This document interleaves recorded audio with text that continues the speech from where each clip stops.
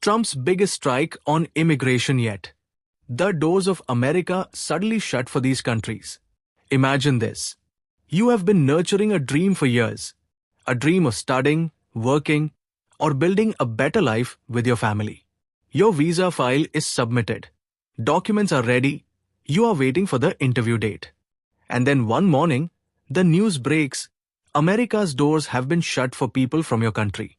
No warning, no transition period, just one order. And everything comes to a halt. This is where the story begins. Because this is not just an immigration policy, it is a sudden pause in millions of lives. US President Donald Trump has once again taken a decision that has shocked the entire world. From January 1, the United States has announced strict travel restrictions on citizens of 20 more countries. This means the total number of countries whose citizens are either completely barred from entering the US or find it nearly impossible to do so has crossed 35. This is being seen as the Trump administration's biggest and toughest immigration strike so far. This decision did not come out of nowhere, but the manner in which it was implemented has shaken the entire global migration system. From Africa to small island nations in the Pacific Ocean, the impact of this order has spread far and wide. Syria, South Sudan, Niger, Mali, and Burkina Faso, citizens of these countries have been placed under a full ban. That means people from these nations can no longer enter the United States under any category. Tourist visas, student visas, work visas, everything has been shut down. Not only this, the doors of America have also been closed to people holding travel documents issued by the Palestinian Authority. This decision is not based only on passports, but on identity and origin. And this is where serious questions about the policy begin to arise. In addition, there are 15 countries that have been placed under a partial ban. Listen to the names: Angola, Benin, Nigeria, Senegal, Tanzania, Tonga, Zambia, Zimbabwe. Citizens of these countries can technically enter the United States, but practically, getting a visa has become like chewing iron. Background checks and screening have been made so strict that most applications appear to be heading straight toward rejection.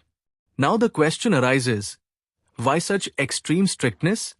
The turning point of this entire story was a shooting incident that completely changed the thinking of the Trump administration. Last month, an Afghan national named Rahmanullah Laknawal opened fire onto National Guard soldiers. One of them later died. The investigation revealed that the accused had entered the United States in 2021 under a special program that was created at the time to safely evacuate Afghan allies. This single incident put the entire system in the dock. Questions began to be raised. Did the US allow people to enter without thorough screening? Was security compromised in the name of compassion? In this atmosphere, Homeland Security Secretary Kristi Noem gave strong advice to the president. Her statement was extremely harsh. She said that a complete ban should be imposed on every country that is sending murderers, parasites, and freeloaders to the United States. These words were not just a statement, they were a signal of the policy to come. Donald Trump has already made it clear that he wants to permanently stop immigration from third world countries. He believes that America's generosity is being exploited, and this thinking has now turned into policy.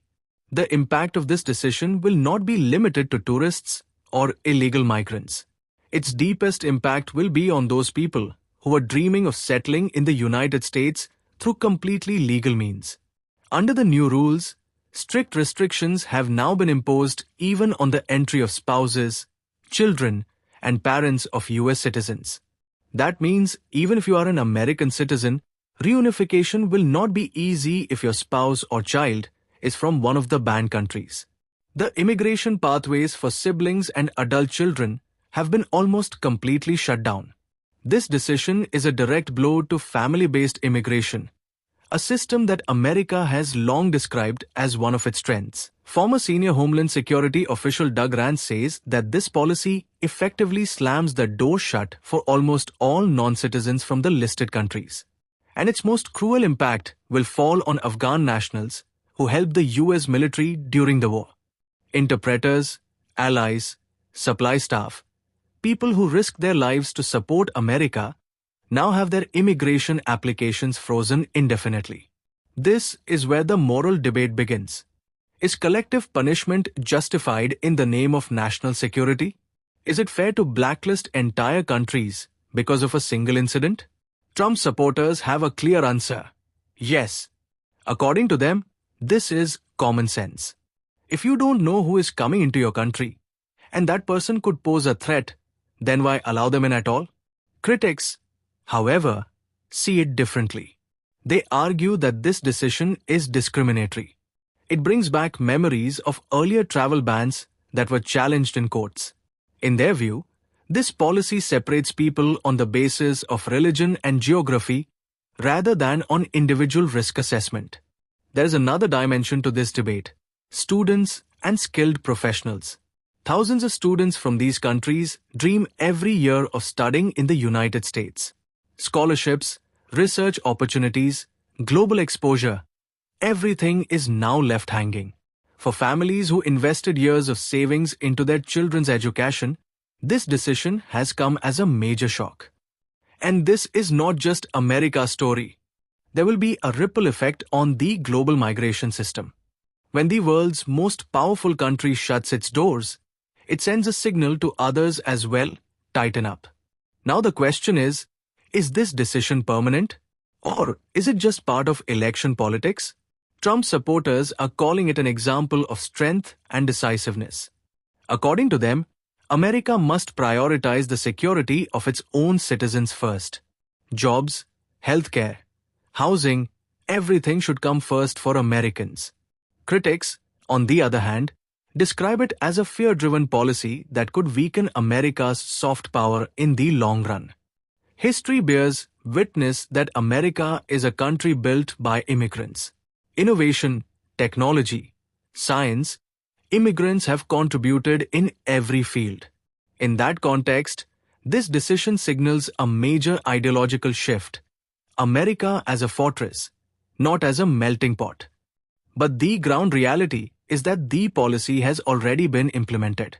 Families are being stopped at airports. Visa applications are being frozen. Dreams have been put on hold. And perhaps this is the most unsettling part of the story. This decision affects human lives far more than numbers and policies. Stories that never make headlines. Students who are now looking at alternative countries. Families who are waiting for reunions. Allies who stood together during war and are now left behind. Donald Trump's decision is being seen as the biggest immigration gamble of his political career so far. Some will call it a victory for security, others a defeat for humanity. But one thing is certain: this decision has sent a clear message to the world. America First is no longer just a slogan, it is policy. And when policies change, the direction of history changes with them. The only question is, will this direction make America more secure, or will it push the world toward even deeper division? Time will answer that. But until then, millions of people remain waiting, hoping for an open door. If our video has taught you something new, do not forget to like and share this video so that this information can reach others as well. Your likes and shares are a source of inspiration for us. If you have any questions or suggestions, please let us know in the comments. It will be our honor to answer your questions and listen to suggestions. And yes, if you like our content, subscribe to the channel and press the bell icon so that you stay connected with every new story. Thank you. GRT Business YouTube channel sources: news from various news agencies, opinion polls and other public sources. We try to ensure that every report and summary is accurate and verified, but we are not responsible for any dispute or error. Our aim is only to provide you with accurate information.